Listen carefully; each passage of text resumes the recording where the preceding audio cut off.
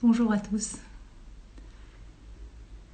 Voilà un espace de rendez-vous pour cette veillée de Noël avec cette thématique assez singulière mais qui me semble juste par rapport à ce soir.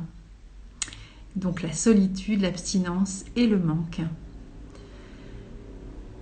Alors pourquoi j'ai choisi cette thématique? Et bien tout simplement parce que je trouve que dans ces moments-là de veille de Noël, c'est toujours intéressant de se reconnecter à son essence même et de ne pas être tout le temps enclin à vouloir justement combler ce que l'on pense être des manques et d'être en contact avec son âme. Voilà.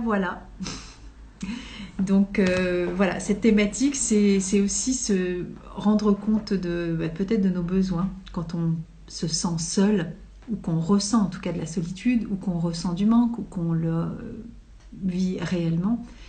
Et l'abstinence, c'est bien l'abstinence. Alors on pense souvent à la sexualité, mais l'abstinence, ça peut être aussi une forme aussi de refus aussi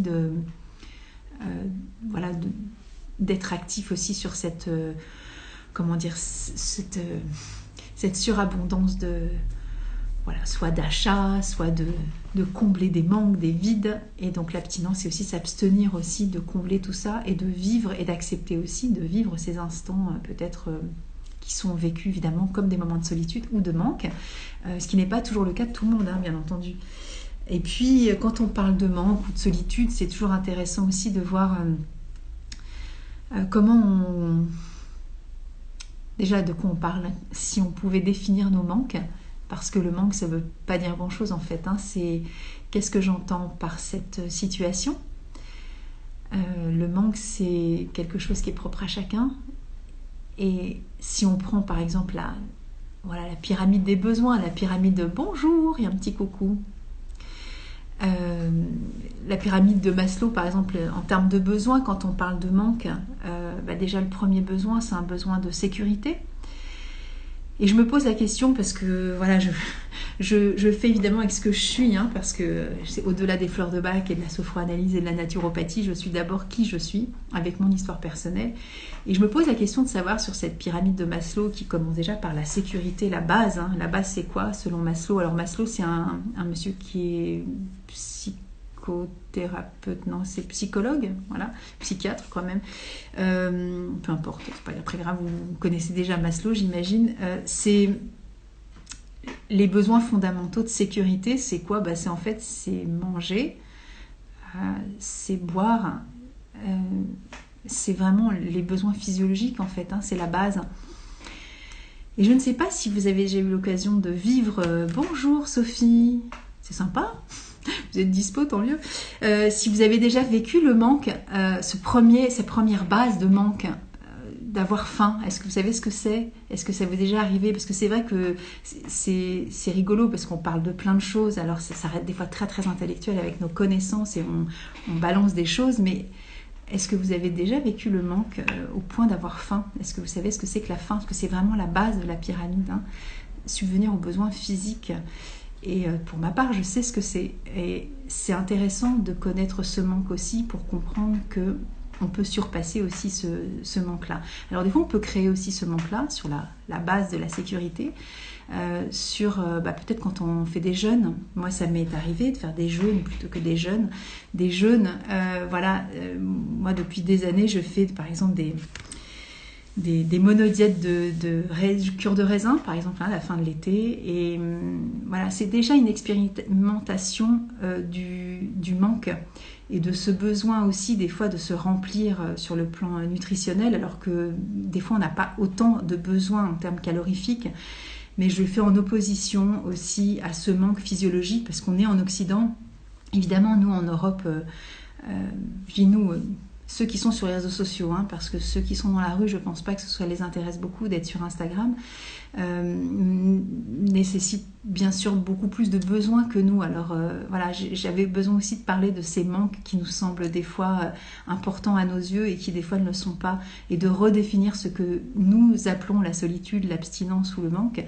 C'est des fois très intéressant dans ces soirées justement de veille d'extrême opulence sur le plan nutritif. Alors voilà, je ne veux pas faire pleurer dans les chaumières, mais je trouve que c'est intéressant aussi, à mon sens, et c'est ce que j'avais un petit peu instauré lorsque je vivais donc dans ma cellule familiale avec mon mari et mes enfants, c'était aussi d'avoir cette connaissance de cet essentiel, on va dire, hein, et de vivre de façon peut-être des fois un peu simple, un peu frugale, on va dire, ces moments-là, pour justement apprécier aussi toutes nos richesses et tout ce que nous avons. Voilà, donc je vais commencer déjà par le besoin de sécurité. Alors bien sûr, ça peut générer des émotions, et tout génère des émotions, vous le savez bien. Donc voilà, la première chose, ça peut être vraiment la terreur aussi, hein, de ne pas pouvoir subvenir à ses propres besoins, c'est-à-dire en termes d'alimentation. Donc je pense à Rock Rose, hein, qui peut être vraiment la peur-terreur. Et des fois, ça peut être juste des peurs très simples, hein, mais la peur-terreur, c'est vraiment quelque chose qui me paraît essentiel quand on a besoin de se nourrir. Besoin de boire et besoin de faire vivre son corps avec les premiers besoins. Je ne sais pas si vous avez déjà eu l'occasion de manquer de nourriture, manquer d'eau. Voilà, c'est une expérience qui est quand même très, très enrichissante. Et des fois, voilà, c'est mon truc personnel, mais j'aime bien aussi des fois vivre ces moments-là pour me réadapter à cette connexion qui est essentielle et qui n'est pas au manque en fait, qui est aussi des fois je dis pas une vue de l'esprit, parce que ceux qui ont vraiment faim pendant plusieurs mois et qui sont vraiment dans le manque physiologique, c'est pas du tout d'ordre psychologique, hein, c'est pas du tout d'ordre émotionnel, c'est une réalité. Et donc voilà, cette base de pyramide, des fois on ne sait pas trop de quoi on parle quand on parle de ses besoins. Mais voilà, il faut aussi avoir expérimenté. Moi, très jeune, je l'ai expérimenté, et c'est une expérience qui est vraiment riche d'enseignements. Parce que je trouve que ça reconnecte à la base, en fait, à l'essentiel de ce que nous avons besoin pour évoluer, pour vivre tout simplement. Voilà, et c'est vrai que quand on est parent, c'est la première chose qu'on fait aussi, c'est vraiment subvenir aux besoins primaires, hein, de nos enfants, déjà les nourrir. Voilà. Mais pour ça, il faut aussi des fois en tant que parent être capable de pouvoir se nourrir soi-même, donc c'est pas toujours simple non plus. Je sais qu'il y a beaucoup de parents qui des fois nourrissent leurs enfants et ne se nourrissent pas non plus correctement, parce qu'ils font passer bien sûr les besoins des enfants avant les leurs. Alors des fois on vit dans des familles aussi, on évolue dans la vie, on a ces besoins-là qui sont comblés, mais par contre on n'est pas dans la sécurité. Alors la sécurité selon Maslow, et donc ce manque, cette solitude, on va dire, et cette abstinence, la sécurité c'est selon Maslow, mais bon après je n'ai pas fait de psychologie, je n'ai pas fait d'études par rapport à ça, donc je ne vais pas non plus étoffer tout autour de ça, mais je trouve que c'était intéressant par rapport à redéfinir entre guillemets ses besoins. Et le besoin de sécurité, ça peut être, on peut avoir à manger, et puis des fois on peut être dans l'insécurité, dans une hostilité qui fait que d'un seul coup on peut être extrêmement anxieux de vivre dans cette base qui n'est pas suffisamment solide, on va dire, et ça peut être une insécurité, des fois de par la violence aussi dans laquelle on évolue, et bien sûr l'insécurité psychologique. Donc voilà, par rapport à ces besoins-là, des fois, il faut peut-être mieux des fois être seul que vivre dans des moments où on est dans cette insécurité aussi, des fois sociale. Voilà, c'est cette sécurité de base dont on a besoin aussi pour vivre correctement. C'est-à-dire qu'on peut bien se nourrir, mais évidemment vivre dans un climat qui est tellement insécure que ça va générer bien sûr encore d'autres peurs. Donc ça peut être aussi des peurs qui sont de l'ordre qui sont diffus, hein, qui sont des espèces d'angoisses un peu des fois primaires ou dont on n'a pas toujours la connaissance, hein, qui viennent peut-être justement de mémoires un petit peu passées, des fois même archaïques, hein, de ces besoins. Vous savez, je pense souvent aussi à ces générations qui ont vécu la guerre et qui ont vécu le manque. Et donc, des fois, ça a des répercussions aussi chez nous, lorsqu'on s'incarne, bien sûr, chez nos parents, alors quels que soient nos âges. Mais c'est sans parler forcément de toute cette mémoire intergénérationnelle, même dans nos cellules, hein, parce que voilà, maintenant on peut même carrément le quantifier au niveau de la cellule, mais il est vrai que c'est important aussi de pouvoir reconnecter quelquefois avec cette conscience qu'on peut aussi des fois être porteur de craintes qui ne nous appartiennent pas et qui appartiennent aussi des fois à l'inconscient collectif aussi, hein, mais des fois tout simplement générationnel parce que nos aïeux ont aussi vécu ces manques. Alors ces manques bien sûr de nourriture, hein, je parle de la guerre, mais je parle des guerres et il y a encore de la guerre dans le monde, hein, donc il y a bien sûr beaucoup de gens qui vivent ce moment d'insécurité, de ne pas pouvoir se nourrir et puis aussi de ne pas être dans une histoire de sécurité. Alors je parlais de ces personnes qui sont actuellement dans la rue et qui vont peut-être ce soir aller chercher à manger dans des différentes associations qui s'occupent de subvenir aux besoins vitaux de certaines personnes et puis d'apporter cette sécurité aussi, c'est des fois un toit, hein, tout simplement de la chaleur. Alors je ne sais pas non plus si vous avez eu l'occasion de vivre ces moments où vous êtes, alors pas forcément à la rue, mais moi ça m'est arrivé jeune adolescente, jeune femme on va dire, hein, j'avais 17 ans, de ne plus avoir de toit. C'est très porteur aussi, encore une fois, d'enseignement et de compréhension aussi de ce besoin aussi de sécurité et de reconnecter encore une fois avec cette quintessence qui est à l'intérieur de nous, cette âme qui nous porte, qui nous donne la foi, la confiance et la sécurité malgré des fois justement l'insécurité est là, hein. Alors ça c'est Aspen, je ne l'ai pas dit tout à l'heure, donc Aspen c'est ça l'orthographe, je donne le nom pour ceci. J'ai parlé de Rock Rose tout à l'heure, c'est facile à comprendre, Rock Rose, écrire. Aspen parle de ce besoin évidemment de sécurité, même si des fois on n'est pas dans la sécurité totale, et de se reconnecter bien sûr, et c'est ce que nous propose aussi Aspen, c'est de reconnecter aussi à notre sécurité intérieure qui n'est pas à l'extérieur de nous, parce qu'il y a des moments où dans la vie on est dans une telle insécurité qu'on ne peut plus non plus demander la sécurité à l'autre, et c'est pas l'autre qui va nous apporter. Alors l'autre, ça peut être le toit, ça peut être la maison, ça peut être le travail, ça peut être, et des fois on peut vivre aussi ces moments d'insécurité où on traverse aussi ces moments qui peuvent être extrêmement chahutants puisque ça déstabilise aussi qui nous sommes, mais en même temps c'est là-dedans qu'on va aller puiser justement notre faculté de nous sécuriser nous-mêmes. Voilà, sans avoir besoin de ce référentiel pour nous sécuriser. Ce qui est difficile, bien entendu, puisqu'on a besoin forcément de sécurité pour évoluer, mais il y a des fois où on vit, je pense à tous ces enfants qui ont vécu, je ne sais pas pourquoi ça me vient maintenant, mais tous ces enfants qui ont vécu, par exemple, qui ont été abandonnés, mis en couveuse, c'est pas l'extérieur qui ont fait que la sécurité a été apportée, bien entendu, c'est une force aussi qu'ils ont pu développer. Alors on appelle ça la résilience, alors des fois c'est très joli comme mot, hein, mais il faut l'avoir vécu aussi cette résilience pour comprendre qu'il faut l'épuiser à un moment donné en soi, puisque la sécurité n'est pas là. Donc qu'est-ce que je fais ? Si j'ai été abandonnée, si j'ai été mise en nourrice, si j'ai été élevée par d'autres personnes qui sont mes propres parents, même si ça reste dans le côté de la famille, cette insécurité peut être quand même malgré tout ici et maintenant. Et ce qui fait qu'à un moment donné, quand on a vécu cette histoire-là personnelle, ça va reconnecter aussi avec nous, avec notre capacité aussi de retrouver nos ressources de confiance et de sécurité intérieure, malgré les apparences qui ne sont pas toujours fondée avec quelque chose qui est justement sur lequel on puisse s'appuyer, on va dire, quelque chose de palpable. Hein. Et cette sécurité, souvent, on la remet à l'extérieur parce qu'on a on a des biens, donc il n'y a pas de manque puisque j'ai mon toit, j'ai de l'eau chaude, j'ai de l'eau froide. Vous avez déjà peut-être voyagé, vous avez peut-être été dans cet inconfort aussi de ce manque de sécurité et de se dire j'ai pas ces moments-là et comment je le vis. Finalement, on n'en est pas mort, hein, nécessairement. On peut aussi vivre sans eau chaude. Moi, ça m'est arrivé dans mon contexte familial avec ma mère pendant des années, puisqu'il y avait des soucis d'argent et de, je ne sais pas, le propriétaire qui ne payait pas les réparations du ballon d'eau chaude, à vivre pendant des années sans eau chaude et à réchauffer de l'eau. On n'en meurt pas, hein. Donc vous voyez que les rapports par rapport au manque, par rapport à... Alors ce besoin de solitude, ça va être plutôt un peu après sur la pyramide de Maslow, mais d'abstinence aussi.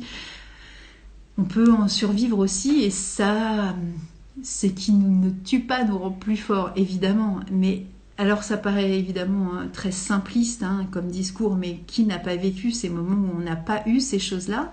Et qu'est-ce qu'on apprécie ? Alors ça peut être des travaux, ça peut être une fuite, ça peut être une inondation, peu importe. Mais vous avez vu à quel point dans ces moments-là, on est démunis et on a l'impression que la terre s'effondre, alors que dans cette cet hyper confort que nous vivons à chaque instant, on a carrément oublié que lorsqu'on tourne le robinet, voilà, il y a de l'eau chaude et ça paraît tellement simple. Et je trouve que c'est important des fois de se remettre dans ces valeurs, ces fondamentaux dont on a besoin aussi des fois avec simplicité, de renouer.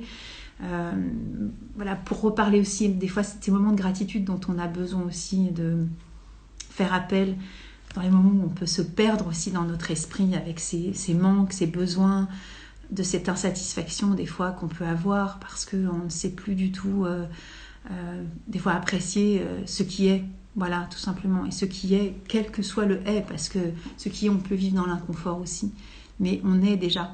Et se reconnecter à cet être-là, c'est ce qui est en nous, cette capacité, cette force, cette âme qui nous tient et qui nous donne la main en permanence, qui nous éclaire de l'intérieur, des fois reconnecter à cette force-là, nous donne aussi les ailes aussi de traverser ces moments-là, qui sont des fois des petits moments extrêmement fugaces, mais je trouve que c'est intéressant de se dire, voilà, c'est cette fugacité-là, dans cette plainte que je vais évidemment y mettre, parce que, putain, il n'y a plus d'eau chaude, ou merde, machin, en attendant, c'est quand même chouette de pouvoir se reconnecter à ça en disant, ok, bon, calme-toi, c'est pas très grave, ça va passer, parce qu'on a les moyens d'appeler peut-être un plombier, faire réparer quelque chose, etc., etc. Mais ces moments-là, je trouve qu'ils sont aussi initiatiques, parce que dans ces manques-là, apparemment, on n'est pas tellement dans le manque finalement. Le vrai manque, et j'en ai reparlé, voilà, des besoins de se nourrir, de boire, d'être en sécurité. Le reste, c'est vraiment...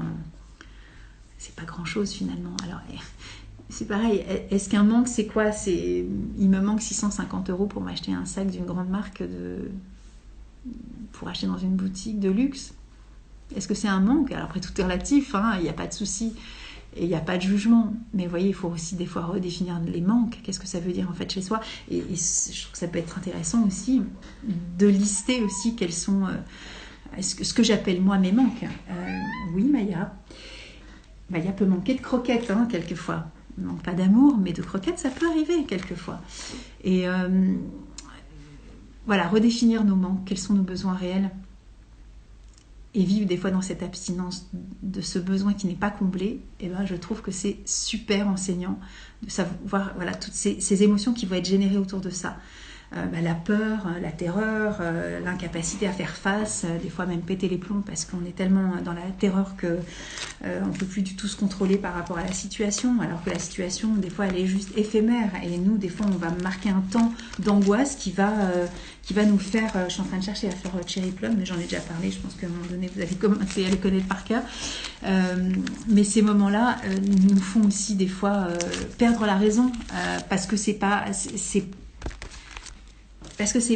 hiérarchisé dans le sens où il faut relativiser des fois dans la vie. Et des fois, c'est très difficile de relativiser. Ça dépend évidemment du contexte dans lequel on évolue. Ça, c'est Cherry Plum. Encore une fois, je ne suis pas là en porteuse de leçons ou je ne sais quoi, parce que je suis aussi évidemment la première à des fois être terrorisée, quoique c'est pas toujours mon état, c'est plutôt une peur, on va dire, ou des fois de péter les plombs inutilement, ou même des fois par de l'impatience tout simplement, parce que ce manque n'est pas comblé et on n'arrive plus à faire face à cette situation de façon, on va dire, un peu agacée, énervée, parce que voilà, c'est tout de suite. Non, des fois c'est pas tout de suite, c'est pas grave, ça va arriver. Et donc cette immédiateté aussi, cette urgence des fois à faire des choses, des fois on arrive aussi à y mettre un peu trop d'empressement, d'agacement, d'énervement, et qui fait que des fois on est aussi très maladroit dans sa façon aussi de vouloir combler ce manque et ce besoin de façon rapide, et sans des fois accepter aussi toutes les étapes nécessaires aussi pour pouvoir arriver à combler ce manque. En troisième partie, à l'amour. Donc en troisième partie, ce manque, cette solitude qu'on peut ressentir par moments.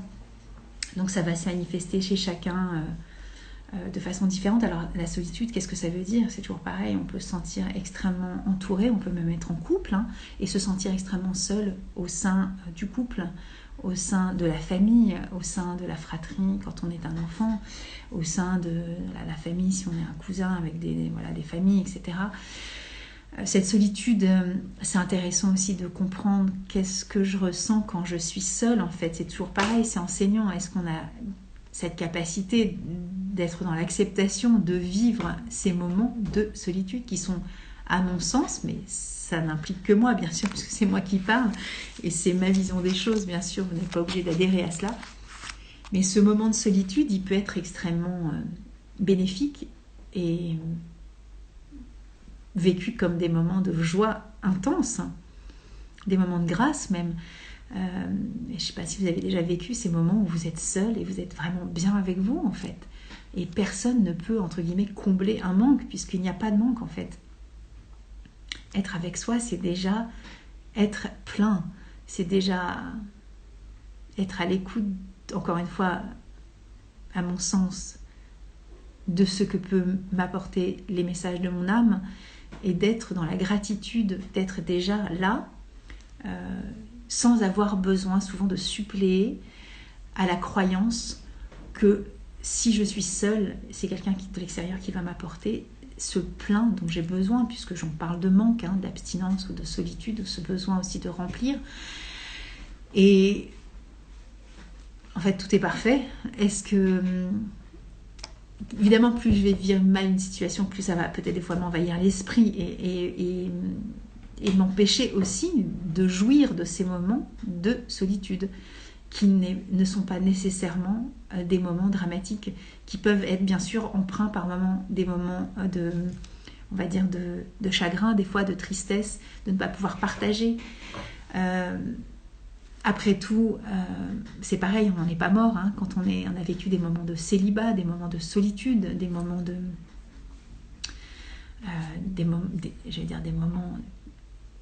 des moments qui sont suspendus dans le temps, on va dire. Plus je vais ruminer dessus et plus je vais mettre l'accent sur la...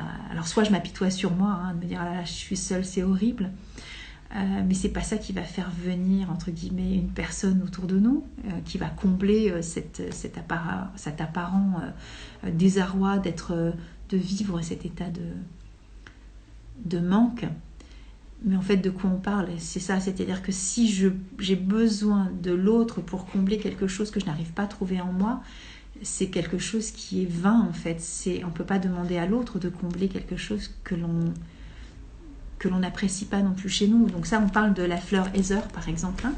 C'est la fleur de la personne qui va ne pas pouvoir supporter aussi de vivre ces moments des fois de célibat ou de solitude, et qui est vécue comme une vraie souffrance en fait, parce que souvent elle va chercher à combler quelque chose qu'elle n'arrive pas non plus à se donner à elle-même, et puis vivre aussi ces moments d'espace qui nous est offert aussi pour être en connexion avec soi et voilà, pour pouvoir aussi des fois ressentir la joie de pouvoir faire les choses aussi seule, c'est-à-dire des fois même quand on est en couple, des fois on n'a qu'une hâte, c'est d'être tranquille, d'être peinard, et là comme par hasard on dit je crains d'être seule, etc. Et ces moments-là on est vraiment dans la joie, dans la gratitude, et donc ces moments d'autonomie aussi, où on peut arriver à faire les choses tout seul, c'est quand même extrêmement gratifiant de ne pas toujours avoir besoin aussi des autres. Après, il n'est pas question de faire l'apologie de la solitude et du célibat, mais ces solitudes-là, c'est un mot qu'on pourrait entre guillemets donner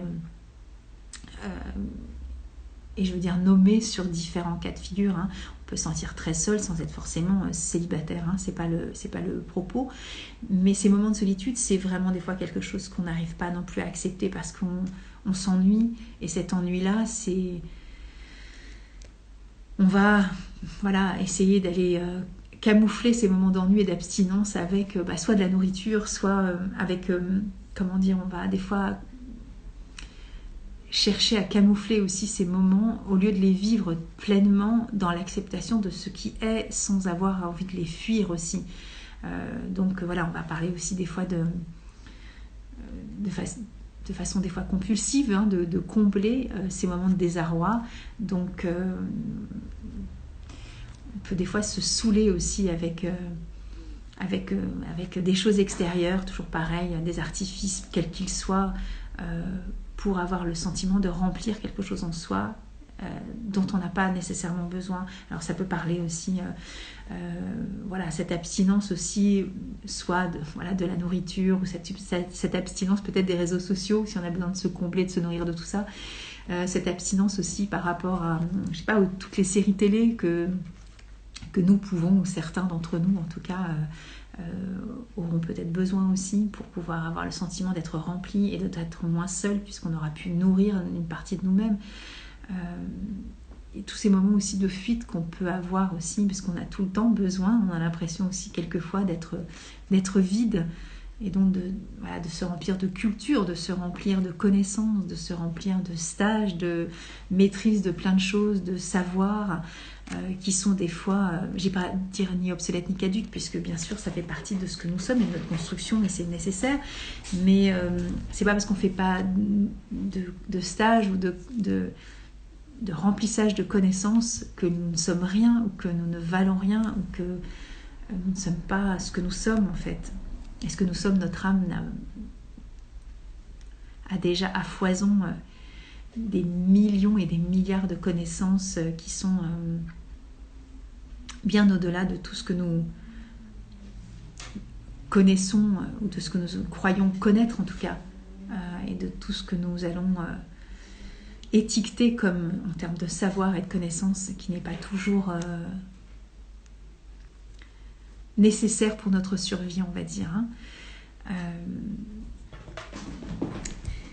Voilà. Enfin, disons, même si c'est nécessaire, puisque ça fait avancer le monde, être une personne qui n'est pas dotée de connaissances n'est pas une personne qui n'a pas de potentiel, en tout cas. Et voilà, on peut aussi connaître et savoir des choses sans avoir fait forcément beaucoup de recherches, beaucoup d'initiations, beaucoup d'études, beaucoup de lectures, beaucoup de... Voilà.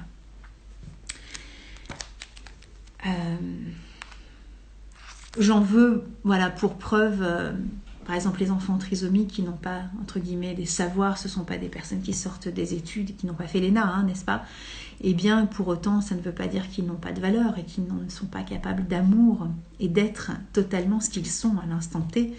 Vous voyez que c'est pas ce besoin de se combler, voilà, il n'y a pas tout ce référentiel, en fait, de ce besoin de se sentir seul ou pas seul, etc. Les animaux n'ont pas ce besoin-là. Enfin, je veux dire, ils sont ce qu'ils sont. Alors, bien sûr, on n'en est pas des animaux, mais en même temps, il y a des moments où on pourrait aussi se satisfaire de ce qui est. Voilà. Et alors, je sais pas, c'est peut-être le privilège de l'âge ou pas, j'en sais rien. Mais des fois, quand on est jeune, on veut absolument se remplir de plein de choses. Et puis, des fois, quand on vieillit, on se dit, bon, après tout, est-ce que c'est ça qui va participer à ce que je suis? Je ne sais pas. Peut-être que oui, c'est la somme de tout ça. Mais j'y mets des doutes quand même. Donc voilà.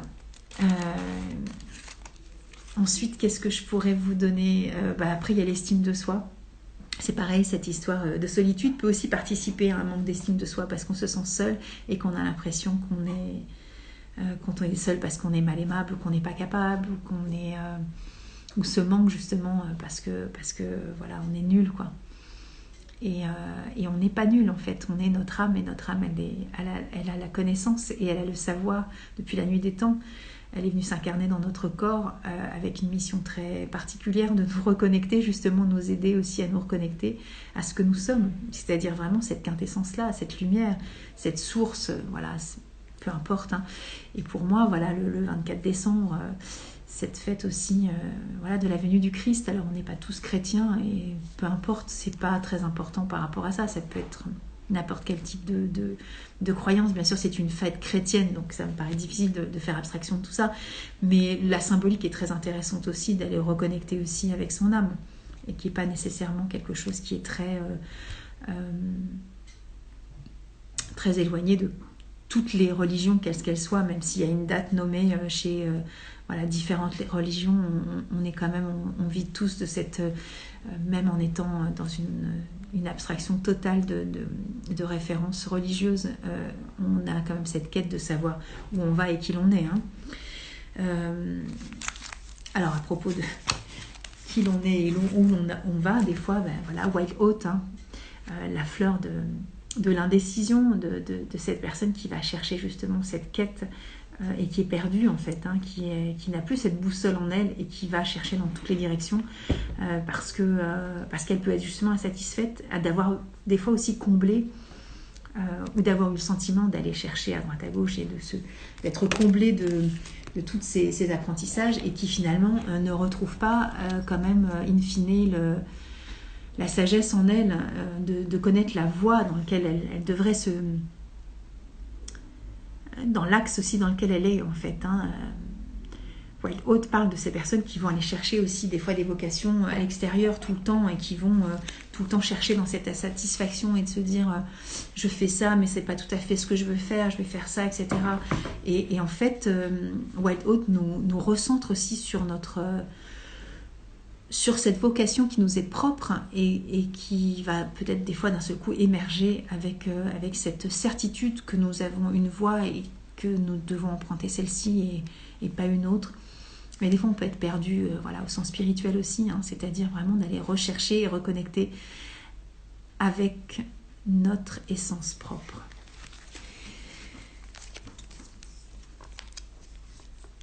Qu'est-ce que je peux vous dire d'autre par rapport à ce besoin, cette abstinence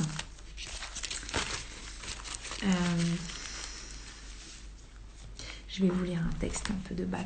J'avais pris un texte au hasard tout à l'heure et qui correspond bien, je trouve, à l'illustration de ce que j'avais envie aussi de donner comme message aujourd'hui. Voilà, ça fait partie de la guérison par les fleurs. Et donc là, je suis page 79 et il nous faut donc constamment aller de l'avant et progresser sans jamais regretter ni regarder en arrière.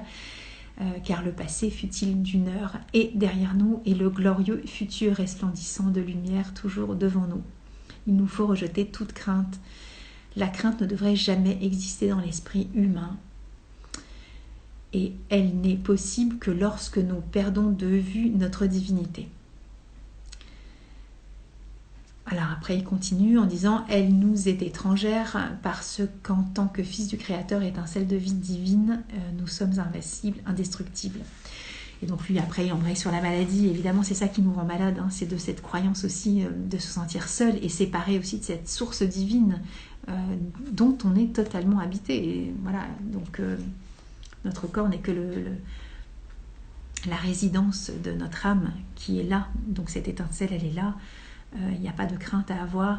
Et voilà, j'évoquais aussi le sujet avec mon fils l'autre jour et on se disait mais c'est quand même rigolo parce que voilà, je serai seule moi ce soir et lui aussi de son côté et j'ai d'autres enfants qui seront accompagnés avec leur père et du coup on se disait mais finalement c'est fou parce que psychologiquement le fait de savoir que c'est Noël on dit ah là là mais c'est horrible et tout. Non, c'est pas horrible en fait, c'est aussi une vision de l'esprit, c'est une limitation aussi que nous nous mettons en disant vivre la solitude ces soirs-là. Alors bien sûr, on peut être invité chez des amis, passer des moments avec d'autres personnes, mais on ne sera pas forcément en lien, on va dire, avec les personnes que nous chérissons, que nous aimons, mais on n'est jamais seul en fait. Donc, et puis c'est aussi une illusion de croire que nous le sommes. Et puis c'est un peu le cas de tous les parents qui ont des enfants. Et qui sont aussi des fois séparés de leurs enfants parce qu'ils sont dans ces états de séparation avec le père de leurs enfants par exemple, hein, ou tout simplement dans les deuils. Bien sûr, on n'est pas avec nos enfants dans ces moments-là. Et voilà, on va s'en parler de la vie après la mort, mais je pense qu'on n'est jamais séparés des êtres que nous aimons. Donc nous sommes toujours en lien et nous sommes toujours...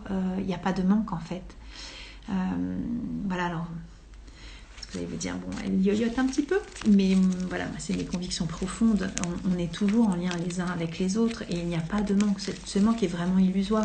Et ce soir, on peut tout à fait être en connexion les uns avec les autres, même si on n'était pas doté, de ces outils comme Internet. On dirait, voilà, oui, bien sûr, tu vas pas être seul, tu vas lui téléphoner ou tu vas être en FaceTime, etc. Oui, mais au-delà de ça, est-ce qu'on a vraiment besoin d'être en FaceTime pour être les uns avec les autres ? Moi, je suis pas sûre. Ça vous est déjà arrivé de penser à quelqu'un qui vous téléphone à ce moment-là ou qui pense à vous en disant « Mais est-ce que ça va en ce moment ?» parce que peut-être vous avez pensé à lui ou à elle. Donc vous voyez, on n'a pas besoin de ces réseaux sociaux pour être en lien. On sait qu'on est en lien. Donc ce besoin de solitude, enfin, disons que le sentiment de solitude est complètement illusoire en fait. On est tout le temps en lien avec les uns et avec les autres. On est tout le temps en communication avec la nature, avec les éléments, avec tout ce qui se passe. Et donc reconnectons dans ces moments-là avec nous, avec notre âme. Elle nous donne des réponses à chaque instant. Et c'est une illusion de croire que c'est des fois notre mental qui nous joue des tours. Oui, peut-être, mais des fois non, parce que des fois on peut se sentir comblé et plein au-delà de l'apparence dans laquelle nous évoluons, que ce soit social, familial, affectif, financier. Est-ce qu'on a besoin d'autant de choses? Pas certain non plus. Donc cette abstinence, ce manque, c'est vraiment une vision de l'esprit qui est de l'ordre vraiment de notre mental, de cette construction mentale. Donc évidemment, je vais vous évoquer White Chestnut, qui est évidemment cette fleur qui participe à ce mental qui est apaisé, sécurisé, donc que ce soit de l'ordre de la solitude, du manque, de cette illusion du manque, puisqu'on n'est jamais coupé en fait, on est tout le temps en lien. Et on n'a pas besoin de se faire de nos cerveaux pour être en lien avec les autres. On a des richesses inouïes à l'intérieur de nous et ces connexions, elles sont là. On est souvent déconnecté justement de toutes ces richesses-là par un mental qui est trop fort avec... alors on parle d'ego, mais au-delà de l'ego, ça peut être de la peur tout simplement, qui nous fait activer aussi ce mental en disant... si je n'ai pas d'enfant, je suis dans le manque. Si je n'ai pas cet argent-là, je suis dans le manque. Je suis dans l'illusion ou de la solitude parce que je ne suis pas en couple. Et ce, quel que soit mon âge, que je puisse être un adolescent ou un jeune homme de 21 ans tout seul, que je sois une femme de 30 ans, c'est ok. En fait, tout est juste, c'est comme ça. Ça sert à rien de lutter et de chercher. Tout est déjà complet, tout est déjà là, et avec tout ce que j'ai pu évoquer comme impatience, comme peur, comme rumination mentale, comme l'illusion d'être dans la dévalorisation, on est d'une richesse et des ressources exceptionnelles en permanence, mais on est tellement submergé par ce flot de tout ce qui est autour de nous. Alors sans faire évidemment les bouquins de Marie Combeau sur l'histoire du vide et du rangement, il n'est pas question de vivre forcément comme des ascètes, à se virer tout dans la maison, mais cette surenchère de tout le temps, à se combler tout le temps de cette illusion de ce vide et de ce manque, en fait ne nous apporte pas nécessairement du réconfort. Je suis la première à être extrêmement entourée de plein de choses chez moi et qui n'apportent pas nécessairement du bonheur, entre guillemets, ou de ce comblement de cette illusion du manque. Voilà, est-ce que le fait par exemple de prendre un animal, est-ce que je prends un animal parce que je suis seule? C'est pas l'animal qui va combler ma solitude non plus, et c'est pas le fait de lui faire 3 caresses ou de lui parler dans la journée qui va faire. Si je ne suis pas vraiment ok avec moi dans cet état de plénitude, en étant dans un état de solitude apparente, c'est un mot qu'on utilise pour dire que lorsqu'on est seul physiquement, eh bien est-ce que ça va combler véritablement une solitude interne? Non. Si je suis vraiment ok avec moi et que je suis seule et que je suis ok dans cette solitude-là, j'ai pas besoin de rencontrer quelqu'un, j'ai pas besoin d'un animal, j'ai pas besoin d'aller appeler des amis parce que je me sens seule. J'ai pas à me sentir seule en fait. Je suis déjà là. Et vous avez déjà passé des moments en fête, là par exemple, en famille, où on est des fois 12, 15, 30, peu importe. Des fois, on est juste deux et on s'emmerde, on est seul, parce qu'on ne se sent pas du tout accompagné par l'autre, ou on ne se sent pas écouté, on se sent pas... Alors ça, c'est pareil, dans la pyramide de Maslow, il y a aussi cette notion d'amour aussi, de se sentir aimé, d'aimer. Et puis après, il y a ce besoin aussi de reconnaissance, d'être moins seul aussi, parce qu'on est reconnu par les autres. Est-ce qu'on a absolument besoin d'être reconnu pour les autres pour se sentir... Je ne sais pas, c'est une question très personnelle. Mais a-t-on besoin tout le temps du besoin du regard de l'autre pour se sentir aimé, aimable, exister, etc., etc. Voilà, ça c'est Shikori. Shikori, ce besoin tout le temps d'être reconnu par l'autre, d'être aimé. Moi, tout à l'heure, quand j'ai fait la petite... comment dire, la petite story là, pour dire que j'allais vous donner rendez-vous, je me suis aperçue après que j'avais quelque chose dans la dent qui était coincé. Je pense que c'était un morceau de chocolat. Et j'aurais pu me dire, oh là là, ils vont pas, je vais pas être aimée, etc. Mais je m'en fiche après tout. Mais qu'est-ce que ça peut faire en fait?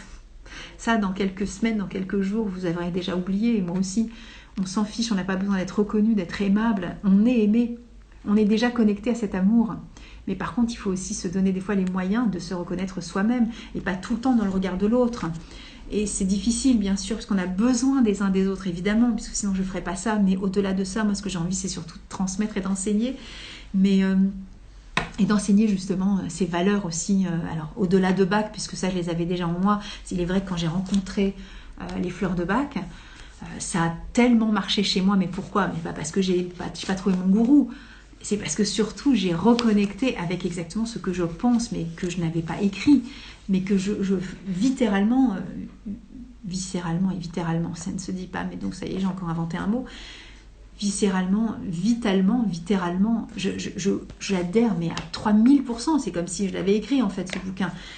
Donc évidemment, c'est pour ça ça c'est un beau cadeau de Noël, hein, c'est 10 €. Hein.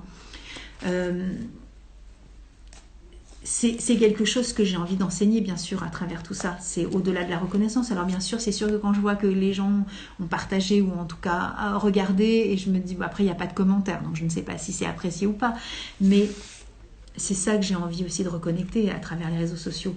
Au-delà du besoin de reconnaissance, c'est besoin d'avoir peut-être des frères et des sœurs qui pensent la même chose que moi, en fait. Et donc, voilà, de donner des informations, c'est ça. Et puis, le dernier truc de la pyramide de Maslow par rapport à la solitude, par rapport au manque, par rapport à l'abstinence, c'est ce besoin aussi Alors, on a vu la sécurité, on a vu des besoins de base, la sécurité, l'amour, être reconnu par les autres. Et après, c'est vraiment être...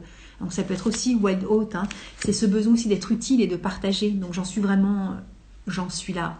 Mais c'est important aussi de pouvoir... Et comment on peut aider les autres si on n'est pas dans cette besoin, justement, on parlait de tout début de ces besoins viscéraux, hein, de déjà manger, boire, d'être en sécurité dans un espace qui nous sécurise, hein, qui nous met à l'abri, on va dire. Quand on manque d'argent et qu'on ne peut pas payer son loyer ou qu'on ne peut pas manger, c'est très difficile d'aller aider les autres, hein. Franchement, je ne sais pas si vous l'avez vécu, mais moi ça m'est arrivé et je ne suis pas dans des dispositions dans ces moments-là à me dire ok, je vais aller aider l'humanité. Évidemment que c'est beaucoup plus simple quand on a chaud, quand on a l'estomac rempli, qu'on a suffisamment d'eau pour s'hydrater.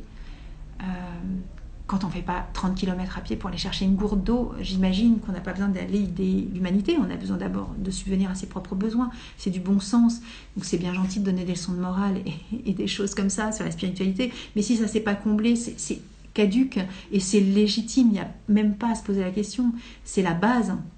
Besoin de sécurité, évidemment. Si je me prends des coups, si je suis maltraitée psychologiquement, si je suis dans des contextes extrêmement comme la guerre, je ne peux pas aller aider les autres. À quoi bon? C'est pas possible. Il faut déjà aller faire la base, en fait. Hein. Aimer les autres, évidemment, il faut d'abord s'aimer soi. Enfin, c'est du bon sens, c'est toujours pareil. C'est le manque d'estime de soi. On ne peut pas être dans la compassion à l'égard de l'autre si on n'est pas déjà dans la compassion à l'égard de soi-même.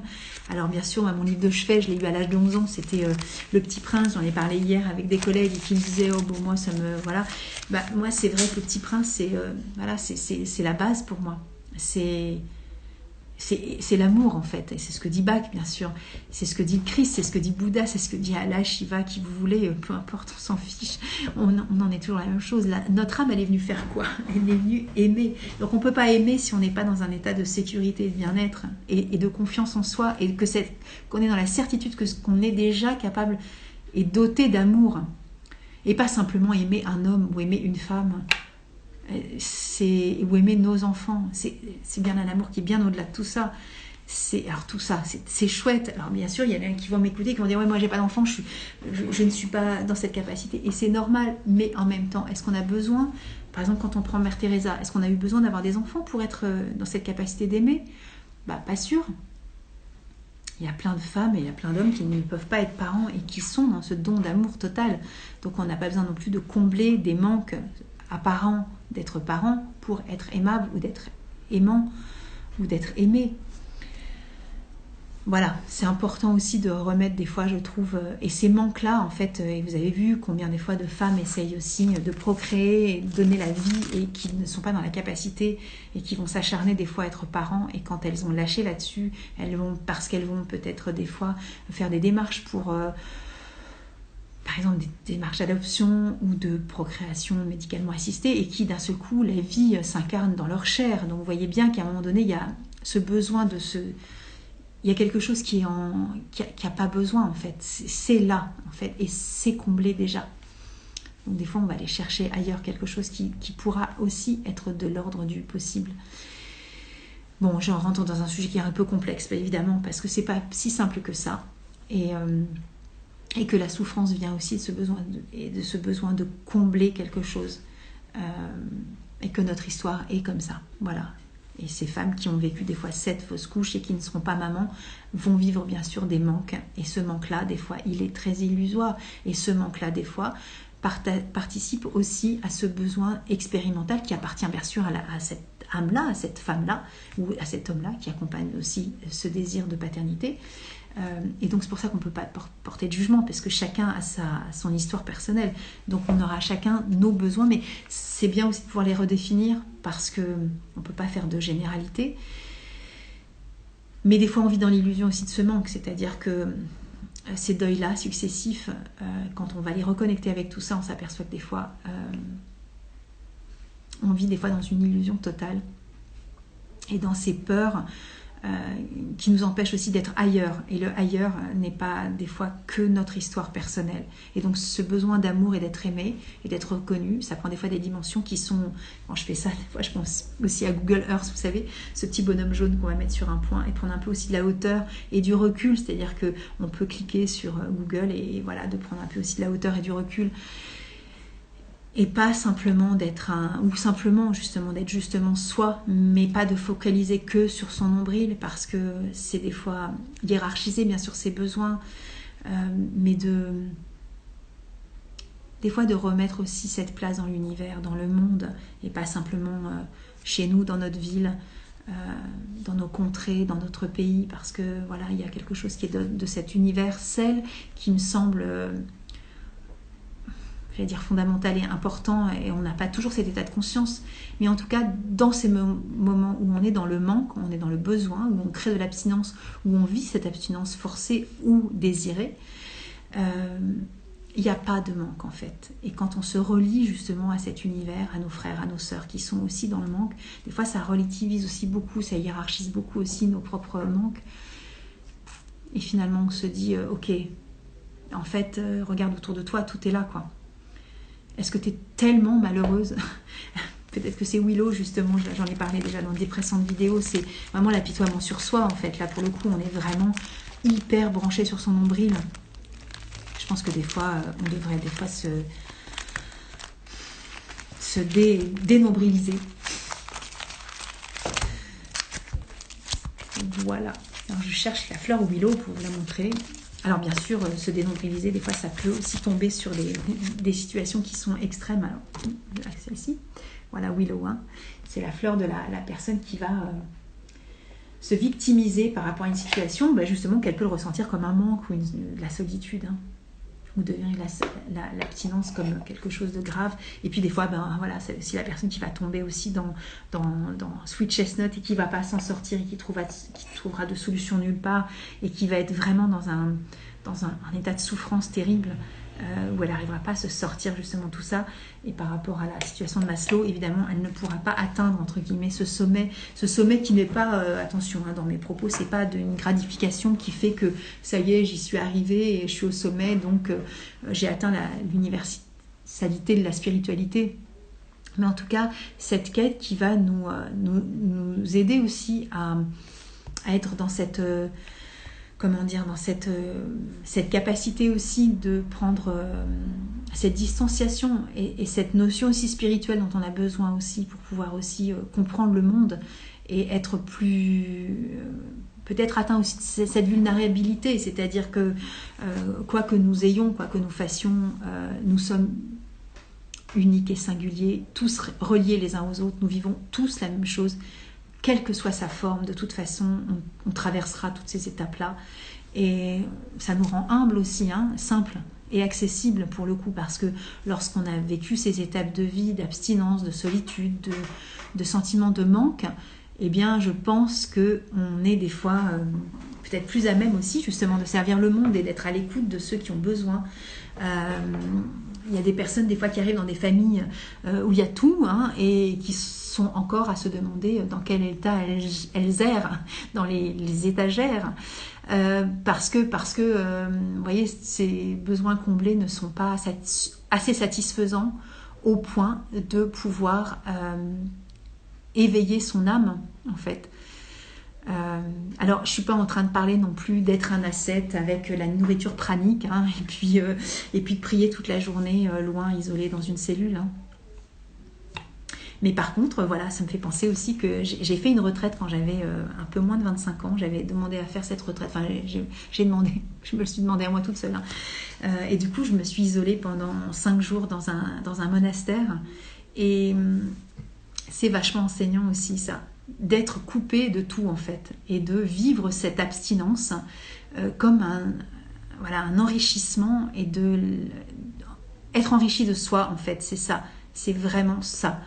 Et quand on est là-dedans, on a un regard qui est illuminé différemment. Alors je dis ça, c'est mon expérience évidemment. Il y en a qui peuvent vivre l'abstinence et les retraites avec d'autres considérations. C'est pour ça que je trouve que c'est intéressant. Je parlais du jeûne.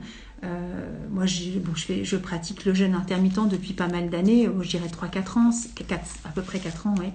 Mais pas de façon régulière, ça dépend des moments, mais en règle générale, oui.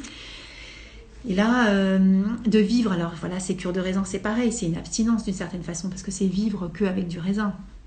Alors qu'avant, on a pu manger tout ce qu'on voulait. Et puis, vivre le jeûne, ça m'est arrivé là cet été de vivre cet instant-là pendant 7 jours d'affilée. Donc, j'avais vécu 7 jours de raisin, donc cette cure de raisin. Et puis, j'ai enquillé sur 7 jours de rien, de l'eau. Pas rien, donc de l'eau. Eh bien, c'est toujours pareil. C'est comme cette retraite. Alors, des fois, je me mets dans des situations justement d'abstinence désirée pour justement pas dépasser mes limites. Parce que je m'arrête quand je veux. Je veux dire, quand j'avais 25 ans, que j'habitais à Paris, que je suis allée dans cette retraite... je pouvais la rompre à tout moment. Il n'y a pas d'injonction à vivre des choses. Mais par contre, j'avais envie de vivre l'expérience. Et donc, je suis responsable et autonome par rapport à mes choix. Mais le fait de vivre ça, c'est drôlement intéressant de vivre ces moments de pas. Voilà. Et est-ce que dans le pas, est-ce qu'il y a des manques ? Finalement, mon expérience fait qu'il n'y a pas de manque, en fait. Alors oui, au bout de 7 jours, j'ai envie de manger. Donc il y a du manque. Mais c'est très, très, très intellectuel. C'est super mental, en fait. Parce que c'est amusant aussi de voir les réactions de l'entourage. Voilà, moi je fais de l'aquagym et cet été, j'étais à mon cours d'aquagym, mais quand j'en parlais à ma prof, à chaque fois les réactions, c'est des réactions de peur. La peur du manque. La peur de s'abstenir, la peur de faire n'importe quoi, la peur par exemple, de mettre à mal mon système, je sais pas, immunitaire, ma physiologie. Alors au bout de 7 jours, on ne se met pas en branle à ce point-là. Faut pas exagérer non plus, faut quand même relativiser les choses. On ne meurt pas au bout de 7 jours quand on s'abstient de nourriture. C'est pas possible et il n'y a pas de carence. Parce qu'en fait j'ai très bien mangé avant et je mangerai très bien après, donc il n'y a vraiment pas de problème. Mais c'est marrant de voir à quel point nous-mêmes nous mettons des fois dans des situations où on croit vivre le manque et c'est pas du tout la réalité. Et cette solitude, elle est intéressante aussi face au regard des autres aussi, face à ce que les autres aussi quelquefois nous projettent, ou nous projetons aussi dans ce que nous croyons être nos croyances de manque, qui ne sont que des croyances, qui n'est pas la réalité physiologique, ni intellectuelle, ni de notre âme et de notre plan d'incarnation. Voilà, écoutez, il est 39, ça me paraît pas mal. Je pense que j'ai parlé toute seule pendant plusieurs minutes. Je ne sais pas s'il y a encore du monde ici. Voilà, en tout cas, moi j'ai été contente de partager ce moment-là avec moi. Parce que je trouve que c'est intéressant de vivre, voilà, je m'étais proposé, on va dire, de vivre ce moment d'abstinence justement ce soir, Mais en fait, j'ai toujours vécu comme ça avec Noël, avec mes enfants. On faisait des sablés toute la journée et puis le soir, on prenait un chocolat chaud avec des sablés et on allait souvent à la messe de minuit, justement pour se reconnecter aussi avec cette spiritualité. Et puis voilà, le lendemain, il y avait Noël, mais pas outrancier avec 12 000 plats. J'ai jamais été vraiment comme ça. C'est pas mon truc, ça l'a jamais été, ça le sera pas. Donc voilà, je suis comme je suis et je ne suis pas en train de juger ceux qui vivent d'autres types de veillées de Noël. C'est chacun vit ce qu'il a à vivre. Il y a évidemment aucune notion de rien. C'est juste un témoignage. Et donc voilà, je m'étais proposé peut-être à moi-même de me dire que peut-être que ce soir ce serait light, voire même une abstinence de tout, je ne sais pas, on verra. Mais je trouve que c'est intéressant comme thème de ces croyances aussi, de solitude, de vivre Noël seul, ce qui est mon cas, ou de ne pas avoir suffisamment, d'être entouré, d'avoir de l'opulence, ou d'avoir des cadeaux pour certaines personnes, ou de ne pas obtenir ceci, ou de ne pas avoir cela. J'ai envie de vous dire, réjouissons-nous de qui nous sommes déjà, nous sommes pleins. Pour moi, à mon sens, le plus beau cadeau de Noël que je puisse recevoir, c'est vraiment d'être dans cette autosatisfaction. Alors, pas d'ego ni de valorisation de mon ego, hein, c'est pas ce que je suis en train de dire. Mais déjà, dans cette reconnaissance de qui je suis à cet instant T, c'est déjà énorme. Ça n'a pas toujours été le cas. C'est pour ça aussi que je m'autorise aussi à le dire et à le témoigner, parce que souvent du manque de confiance en moi, ou du manque de reconnaissance des autres, ou du besoin d'amour de l'autre, ou du besoin d'être comblé par-ci, par-ça. Et la vie est tout autre ce soir. Voilà. Donc, moi, je me réjouis qu'on puisse chacun trouver ce cadeau inouï qui est au fond de notre corps, de notre cellule, de notre âme qui habite ce corps, et que nous puissions vraiment profiter pleinement de cet espace de lumière qui ne demande qu'à briller et être répandu dans le monde pour apporter cette paix, bien sûr, dont nous avons besoin, cette sécurité et cet amour dont on a besoin les uns des autres, et cette confiance, cette sécurité dont on a besoin pour vivre nos épreuves, parce que c'est pas fini, bien sûr. 2021 ne s'augure pas sous un jour exceptionnellement libéré de tout, n'est-ce pas? Mais c'est vraiment chacun nos parcelles qu'on va pouvoir aussi illuminer le monde.